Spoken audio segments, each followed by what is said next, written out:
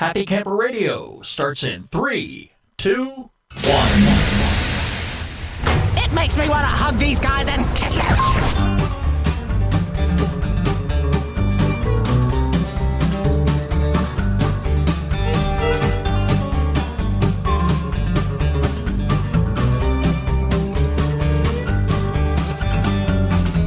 Hello, my friends. Welcome back once again to the Happy Camper Radio Show. This is the place, the only place we need to be when we're ready to talk camping. Camping is what we're about. Camping is all we talk about. And look who returned to camp. Here I am. After a short, brief trip away. Oh, okay. Yeah, okay. Where did you go? Where did I go? Where did you go? I told you where I was, Daniel. I got back in town. And as usual, you have got so much on your plate. Hey, that's how I roll. And you didn't even get my grass cut. Oh, you mean the grass that you have that big lawnmower for? That you, drive around all day? Well, I have my push mower? Well, I'm trying to get you some exercise, which you obviously need. Oh, do I? In comparison to me. Oh, okay. Okay. All right. So, yeah, well, anyway, it looks like I'm going to be back out there Thursday afternoon before with all the yard waste shows up, and I have to get it all bagged and everything. But Anyway, Daniel, it's good to have you on back here again. And you've got one of those new iPhones? Not yet. Not yet. You're working on it? Probably next year. I dare ask what you're looking up right now. Is research. What you're going to talk about on the show today? Research. Okay. I like to. Hey, Daniel, I told everybody last week while you were away that you had a show idea. I did. And you wanted to go ahead and run it this week. So I'm going to let you go ahead and do that. But at the same time, I'm going to participate. All right. But you are the one that's going to take the heat from all of this when the show is all over. Well, so if we get anybody to call in, if we get anyone to call in, if we get anybody to write in, your email address is Daniel at happycamperradio.com. Okay, there you go. Yeah. All right. But anyway, we'll get into that in a moment. Okay. Daniel, we have, first of all, to start with, we get our campfire lit because it is starting to get a little chilly here in the evening hours now. My campfire's lit next door still. What campfire? The one in my you're backyard? Burning brush, Daniel. I'm not even going to touch that. All right, but anyway. I wouldn't. It's hot. Very hot. Hey, anyway, my campfire at my campsite is the best. Oh, okay. And we won't argue that point at all. I won't judge. No. Hey, anyway, we're just so glad to have each and every one of you on board here with us again. This is episode 77, and you can find us online anytime at www.happycamperradio.com. You can like us on Facebook, follow us on Twitter at Camp Talker, and add us to your circles on Google+. Of course, you can access any one of our social media sites very simply by going to our homepage and browsing around. And don't forget, while you're there, click on the RSS feed button. And this way you can subscribe to the show and never miss a single episode. It's shout-out time, Daniel. We've got a lot of folks here who joined up with us this past week, and we want to say hello to those folks right now. To the folks at Williamsburg KOA in Williamsburg, Virginia. To the fine people over at T-Teams, to Julian Nycalt in Paris, Whitebug Hire, and the VW Camper Forum in the UK. They're following us on Twitter. To Joe Diardo and his wife of Wintersville, Ohio, and Zach Summers. They like us on Facebook. And we also want to say hello to Ricky Raymond, and they added us to circles this past week on Google+. Thank you all so very much for joining us and being a part of this great Happy Camper Radio family.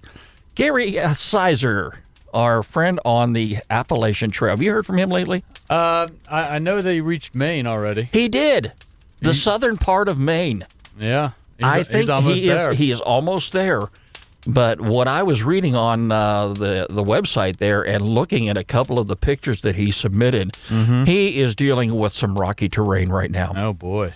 He's going up and down and up and down, and I don't know how much further he has to go. But as he was describing in his post, a lot of his gear is starting to wear out, and I can understand that. Having to, wake up, take it off, put it on, and twisting and turning and all that stuff. I hope he saves it and maybe, puts it in some type of a museum after it's all over, all of his gear. Just to say, I mean, it would be terrible to throw away your gear that is all wore out, Daniel, because I'd throw it away. Why? Maybe I'd auction it off or something. He might be able to do that, but I think, that will be a great thing to hold on to, especially as you get into your older years when you have kids and grandkids and everything, and say, hey, look, this is what I took with me on this 6-month journey on the Appalachian Trail. Mm-hmm. And here's it. Look what it did. It held up for me. It did everything that I needed it to do. Gary now is 1,928 miles into his journey, and he's come a long way. I've got to admit. And Daniel, I've got to admit this too. When this is all said and done, I'm going to miss talking about it. I'm going to miss talking about him. We'll find someone else to follow up the revelation. I don't think anybody's going to want to take this journey after what Gary has been through. He's been through a lot. I wish I could do it. I mentioned that before a couple weeks ago, and I'm just way too old for it right now, Daniel. Yeah. Well, if I could get off, I'd do it. Hey, I can say this though. I do have a camping trip coming up here in 2 weeks. Ooh. Daniel, you are invited to join us. Okay. I mentioned this on Facebook this morning that I would be going, and I'm inviting you and your wife, and it's on record now, and I know you're going to be out of town, and you're coming back the day I'm leaving. So all you have to do is hook up your pop-up camper and follow me up north. Yeah, that's all I got to do. That's it, and I'm going to be up there for 4 days. And what are we doing up there? I'm taking the remote gear with me because I've got some folks up there that want to be on the show. Oh, do they? Yeah, so, I mean, we could do our show from up there. Yeah. And we can post it and publish it when we get back. Yeah, I'll be on vacation that exact same time. Okay, cool. So that's now you've got to check with your wife. I do understand that. Okay. So evidently, Gary has about 250 miles left. 250, and he's reaching his final destination. Wow. That is so cool. So let's see, divided by 20. So he could do it in about 2 weeks. In about another 2 weeks, you think? You estimate that? Because he said he's been doing about 20 miles a day. Uh-huh. So, I mean, I don't know if he's going to, keep that up or not, but I'd say about 12, 13 days. Okay. Maybe 14, yeah. All right, I'm sure he's looking forward to the end also. Yeah. And looking for that nice ride home where he will probably, catch up on some Z's and spend some time with his wife and family. If he's flying or driving, I would fly. I would want to get home as soon as possible. I'm with you on that one, pal. If I had to walk all the distance I was walking, I would want to get home in a very big hurry. I'd go to a spa. I'd go get my nails done, get my feet done, get pampered to the max. Get in the sauna, do some yoga, stretch out those bones. You know what I mean? Only you. Go to a chiropractor. Oh, my gosh. Can you imagine how out of a line he is? You see, folks, what kind of fun we have here on the Happy Camper Radio Show. Hey, anyway, do you want to be a guest on our show? That's very simple to do. All you got to do is email Daniel and I. Start with me, Skip, S-K-I-P, at happycamperradio.com, or Daniel at happycamperradio.com. Yeah. Okay. Get in touch with us and let us know you'd like to be a guest on our program. We will be putting an announcement out again here in the not-too-distant future for anybody that wants to be on the show on Google+. So if you already have a Google+ account, look forward to hearing from us if you've added us to Circles. If you haven't got a Google+ account, what are you waiting for? Go ahead and get one now. Just make sure that when you sign up, you add the Happy Camper Radio Show to your Circles. Daniel, this is going to be an interesting subject matter today, and it's something I would never have thought of. Well, but I think you've got some interesting conversation here, so I'm going to go ahead and let you take the reins. What we're going to be talking about today is, when does camping make economic sense and when does it not? Yep. Daniel, you've got the stage. Okay. Well, so I'm planning a trip down to Orlando and Tampa coming up in about a week or so. And are you taking Betty Crocker with you? No, that's your buddy. But anyway, so it's gonna be. She's from there. Oh, I know. She's given me places to stay. But so we've been doing some research and everything, and we thought we were gonna bring our pop-up. But the air conditioner doesn't work, and it's Florida. And down in Orlando, there are camping spots. There are nice camping spots.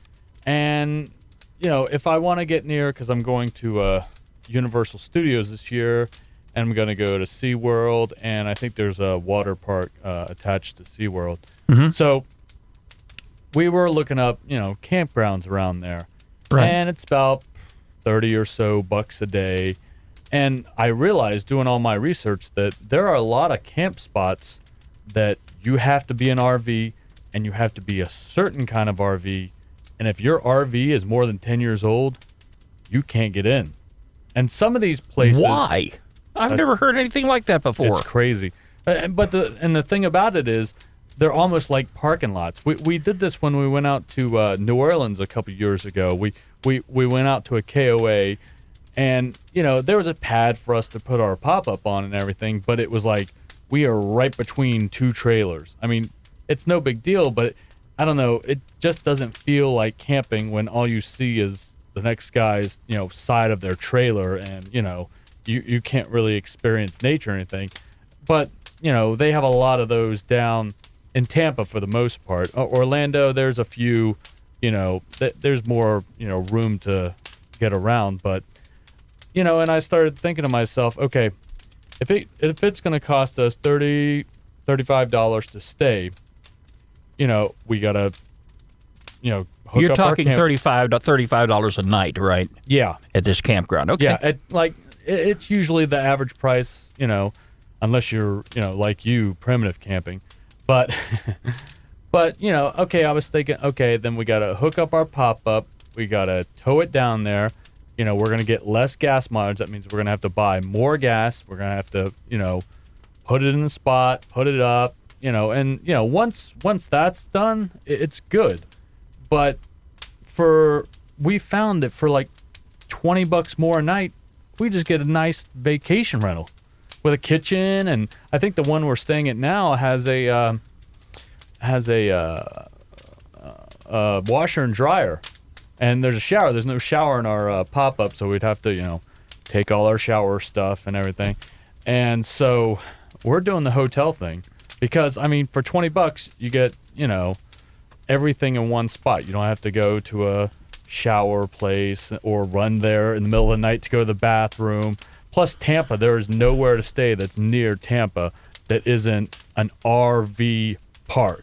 And that's the big problem. And the other problem is our air conditioner doesn't work because it went out last year when we were in Disney. So I remember thinking. you telling me when you were in Disney World the air conditioning went out. Mm-hmm. And you were also telling me you really didn't need it. It wasn't all that bad. Yeah, but Daniel, we're talking about camping here. Uh-huh. If I were in your shoes, right, and you know me way too well. Okay. If I was in a situation like you, where I had an older RV, mm-hmm. and I was being barred from entering a particular campground because of the age of my RV, mm-hmm. I would find somewhere else to camp. Yeah, but okay, when I say RV, I'm talking trailer. Right. They wouldn't even allow pop-ups. Some places don't allow pop-ups. Go period. somewhere else, Daniel. Then I'd have to go further out. So what? And I want to be close to Busch Gardens because we're going to be in Busch Gardens. I want to be close to You Tampa. mean to tell me that you are going to give up a camping environment for a drab hotel room? It's not a hotel room. It's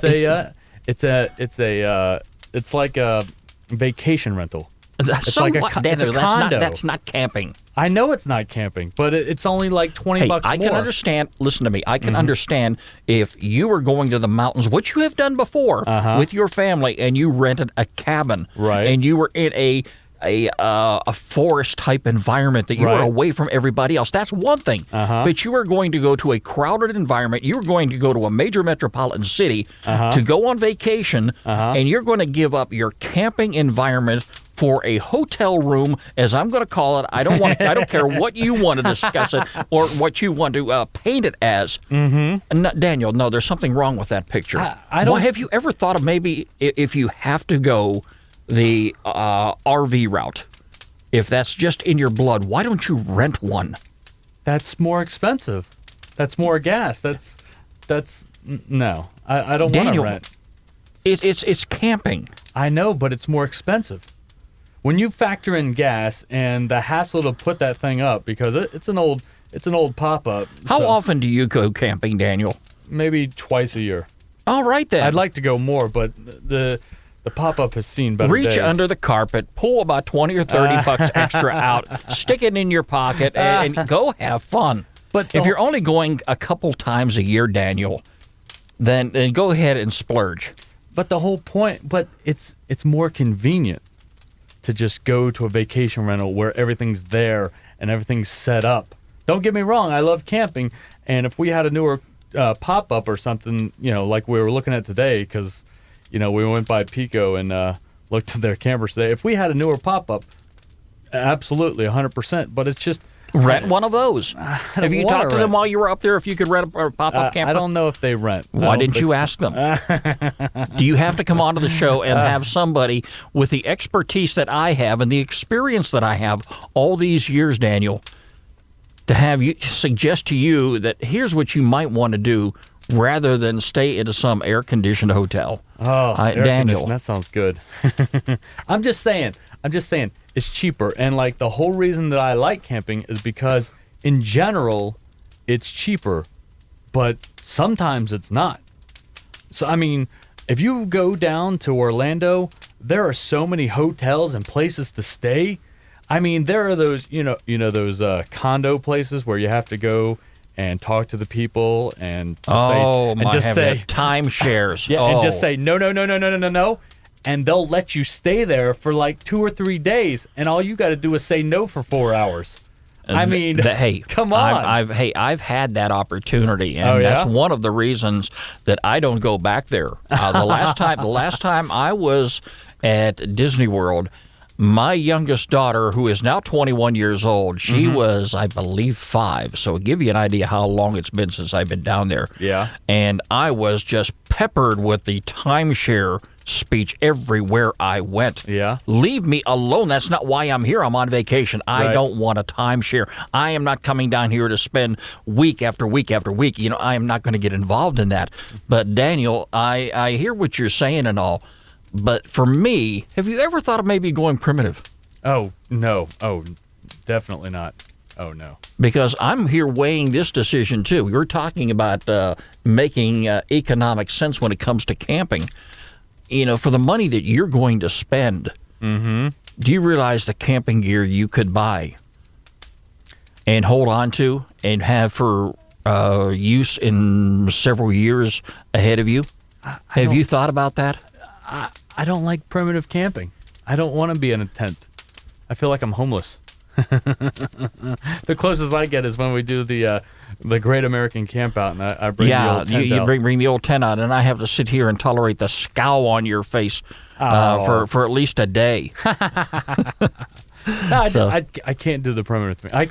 I couldn't even do the primitive thing when I was in Boy Scouts. When I was in Boy Scouts, we did a camp out at some lake up in the mountains, and my parents took their pop-up, and we had everyone else was sleeping in a tent, and the other Boy Scouts were kind of jealous that I got to stay in a pop-up and a nice air-conditioned pop-up while they were pretending to be homeless. That's why I like to call it tent There are a camping. couple things that I want to add to my collection.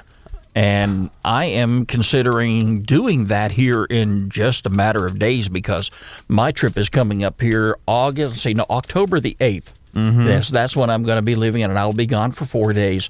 And I am looking forward to getting away from everybody and everything. And we will have, this is going to be part of our normal annual trip that we do twice a year. Right. And I'm going to be up there with some friends, and some of them are really excited about being on the show. So I'm going to make that happen, too. But, Daniel, what I'm talking about is, you want to talk about economic sense. I think it's more, it makes more economic sense to buy some items that you're going to be able to use in the future and hold on to, provided that you have the storage space for it. That's one problem I have here at the house is I'm running out of space to put things. And that's why I've got one of these barns that I built on the back for my lawnmower so I can free up some of that space. But there are a couple things that I want to add to my camping collection so I can enjoy them not only for the first time I break it out of the box, but also for future camping trips down the road. And I would encourage you to do the same thing. I got a question. How many days in a row have you gone tent camping in the last 5 years? In the last 5 years, I'm Daniel, you're asking me to put my mind into gear at age 58. 2 years. 2 years. 2 years, I would say maybe a half dozen. Half dozen? Yeah. We're going for 10 days. Okay, cool. I'm not being in a tent for 10 days. That's ridiculous. A lot of people do it. Well, a lot of people do a lot of things, but I'm not doing it. I want to enjoy my vacation. I want to go to the parks. Basically, camping is just a place to stay, and if it's in the woods, if it's in nature, yeah. But guess what? 80% of the time, I'm not there. I'm going to Disney World. I'm going to Universal. I'm going to SeaWorld. I'm going to Busch Gardens. I'm going to Legoland. I'm going to, adventure, whatever. I'm always on the move. I'm on the move kind of guy. Which I have talked about on countless occasions. You just can't sit still. I can't. I'm telling you, it's in my blood. I always have to do stuff. Hey, to each his own, Daniel. I really think you're wasting your money. I'd like to see what some of our listeners think and see what they say. I think a lot of our listeners are going to side with me and they're going to tell you you're nuts. There are some folks, Daniel. I mean, you got to consider the people who listen to this program here and what camping means to them. Right. And that's what this show is about. It's about camping. It's about roughing it. And even if you do have an RV, pop-up camper, or even a motorhome, the idea is getting into that camping environment. I agree, but I don't want to Daniel, you are going to be in a part of the country where the temperatures are unbearable, and I've got to agree with you there. I mean, I am not one that enjoys the heat. Right. I am very excited about the temperatures turning a little bit chillier than they are now. Mm-hmm. And once I get up into North Georgia, yes, the temperatures will drop. Mm-hmm. That's one of the things I enjoyed while I was up in New York, even just for the 3 days that I was there. Yeah. When I stepped out of that airport, does this feel good? Oh, boy. I didn't have a sweater with me, but I should have. Yeah. But it really was, it was a big change in temperature from Atlanta to Georgia to Buffalo, New York. It was a massive change in temperature, but it was enjoyable while it was there. So, you stayed at a hotel in there, right? Daniel. Hello? Oh, is this I told you that I was going away on a business trip. Oh, business trip. Oh. There's a big difference between going on a business trip and going on a vacation. All right, if you say so. I should have taken that tent and set it up in the hotel room. You get one free carry-on, don't you? Don't you get a free carry-on? Yeah, I did, and that was all my luggage and everything that had to go on the plane with me because I was not going to pay those unbelievable baggage fees. Oh, okay. And if I had to put that 10 in baggage, yes, I probably, for what I would have spent just in baggage fees alone, I could have probably bought a brand new tent. Yeah, probably. So I stayed away from that. But yeah, there's a big difference between going on a business trip and going on vacation. And you're going on vacation and you're going for 10 days, Daniel. Yep. So you think it really makes more economic sense to you? I think so. $20 to actually rent a hotel room. Okay, with all the home luxuries that you are going to have, your pots and pans and cleanings and your kitchenette and what have you. All there. Okay, rather than take that money and possibly renting an RV that you can connect to the back of your truck, take it down there, and enjoy it at a campground. I think you're making a bad decision. So you think I should rent an RV? I do. Okay. I do. And that's, Daniel, hey, to each his own. I mean, you're going to have fun. You go ahead and have all the fun in the world. I'm sure you will. Oh, yes, and I'm sure definitely. the missus will as well. Okay, but I'm just saying, if you want to talk economic sense, I think if I had to put my money somewhere that I was going to get the most bang for my buck, I probably, if I was in your shoes and we're going to the stick it out the RV end of it as opposed to the primitive end, I would go ahead and probably visit those folks up at Pico Campers and see what I could rent and take down there with me. How much? That's just my point of view. How much do you think it costs to rent an RV? I don't know. I've never rented one. $40 a day is what I'm looking at right now. Okay. So you're looking at 10 days, you're looking at $400. $40 a day, plus I got to go down there, and I got to pay $30 a day to stay there, and it's an RV, so I don't have a car. It's not like I'm towing anything. It's RV/car. So every time I got to go somewhere, I got to unhook everything and go wherever. Every time I want to go to Universal, every time I want to go to SeaWorld, when I want to go to Busch Gardens, I have to unhook it. And I'm paying $40 a day plus $30 to camp. Daniel, just unhook it one time at the site. That's all you've got to do. Folks, you see what I have to go through each and every day when this guy is over here and we're not behind the microphone? This is just unreal. I mean, don't get me wrong. I love camping, but, sometimes I think it doesn't make sense. Hey, it's been an interesting argument, though. We're talking today, does it make economic sense to go camping?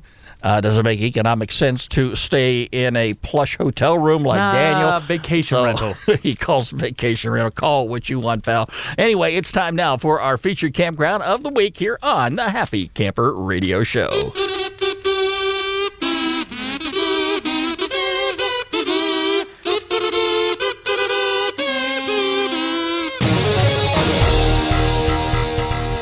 Daniel, this week we're going to go to the state of Tennessee to a campground that's going to be open for a little more than another month. It is the Floating Mill Park. And this is a beautiful camping destination, Daniel. Now, see, if I was going up to Tennessee in the mountains, I would camp. We were deciding whether we should go up into the mountains or to the beach, and we decided the beach. But if we were going to the mountains, I would definitely have taken my RV. Well, this is located, I would say, pretty close to home in comparison to where you're going to be going. The Floating Mill Campground is located on the shores of the scenic Center Hill Lake on Tennessee's Highland Rim. This is a beautiful camping destination. We're going to have it on our website under the featured campground section all week long. Check out some of the pictures that are on their website. Center Hill Lake is surrounded by a lush mixed hardwood forest in the hilly Highland Rim region. It is surrounded by nature, white-tailed deer, white turkey, squirrels, rabbits roam around the whole wooded area there. If you're into boating, hey, they've got it. Boating, water skiing, canoeing, fishing are very popular activities. All of those there. Anglers will find bream, walleye, smallmouth bass, crappie, catfish, and white bass. Daniel, you're not an angler, are you? No. This is something you might want to consider when you get back. But it's like a good camping destination. It's not too far away from home if you're living in this region. But then on the other hand, if you happen to be visiting Tennessee or you happen to be passing on through there, it's a great place to visit. It's a great camping destination to consider.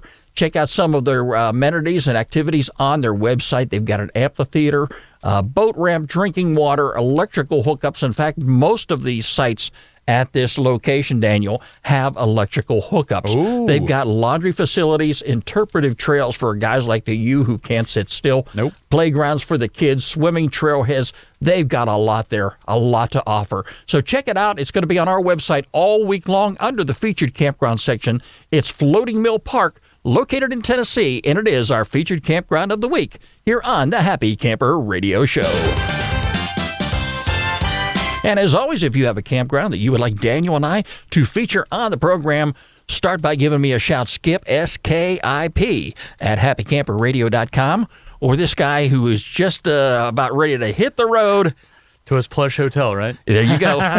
Daniel at happycamperradio.com. And by all means, send us a link to the campground website so when we feature it on the program, you can find it on our homepage and all of our fellow listeners can pick up on it also. Daniel, that's going to be about it for me. I hope you have a wonderful time in Florida. I mean, all joking aside, I think you're going to have a blast. You're going to come back with sunburn. I don't know about your wife. I don't know how she's going to put up with you for the next 10 days. She loves it. Yeah, I bet she does. But hey, we'll hold the fort down while you're gone. And, all right. And we'll look forward to having you back on the show. Hey, yeah. I can tell them about my plush hotel experience. There you go. So yeah, definitely. When we're doing the show next week, we might have you call in. Yeah, and give us an up-to-date report. From my plush hotel. There you are with my Wi-Fi. Hey, folks, don't forget you can catch us online anytime at www.happycamperradio.com. You can like us on Facebook, follow us on Twitter at Camp Talker, and add us to your circles on Google+. The Happy Camper Radio Show is a presentation of Skip Huber Productions. I'm Skip. I am a happy camper. Daniel's a happy camper. And you, my friends, can be a happy camper too. Catch you next week. This is Happy Camper Radio.